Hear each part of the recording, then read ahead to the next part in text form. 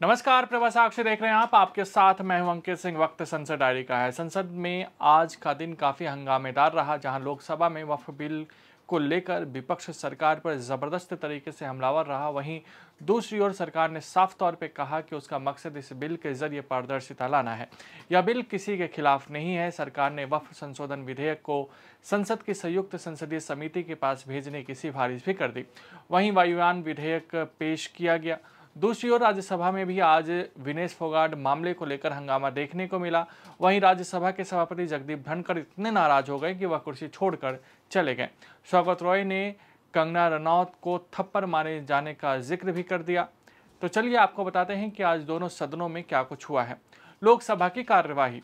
केंद्रीय अल्पसंख्यक कार्य मंत्री किरेन रिजिजू ने बृहस्पतिवार को लोकसभा में वक्फ बोर्डों को नियंत्रित करने वाले कानून में संशोधन से संबंधित विधेयक पेश किया और फिर इसे संयुक्त संसदीय समिति के पास भेजने का प्रस्ताव दिया।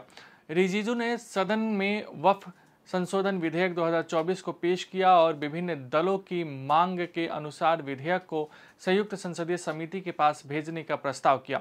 विपक्षी सदस्यों ने विधेयक का पुरजोर विरोध किया और कहा कि यह संविधान, संघवाद और अल्पसंख्यकों पर हमला है। विपक्षी सदस्यों द्वारा उठाए गए सवालों का जवाब देते हुए अल्पसंख्यक कार्य मंत्री किरेन रिजिजू ने कहा कि विधेयक में किसी धार्मिक स्वतंत्रता में हस्तक्षेप नहीं किया जा रहा है तथा संविधान के किसी भी अनुच्छेद का उल्लंघन नहीं किया गया है। कांग्रेस सांसद केसी वेणुगोपाल ने कहा कि यह विधेयक संविधान के खिलाफ है।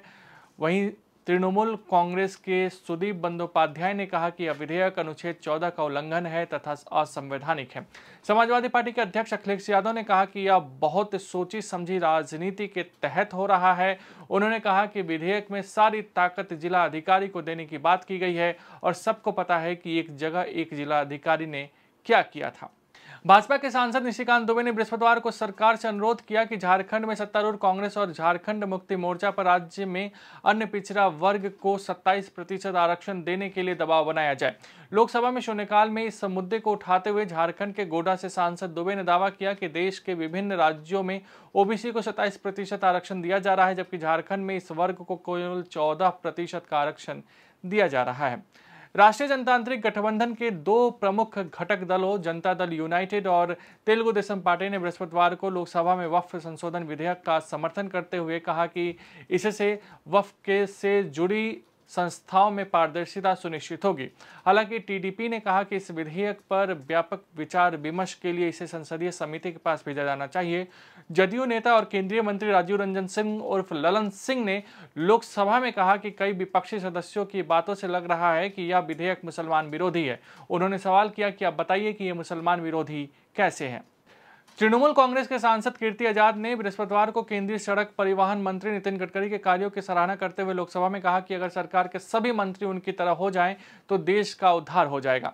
आजाद ने सदन में प्रश्नकाल के दौरान सड़क परिवहन एवं राजमार्ग मंत्रालय से संबंधित पूरक प्रश्न पूछते हुए यह टिप्पणी की।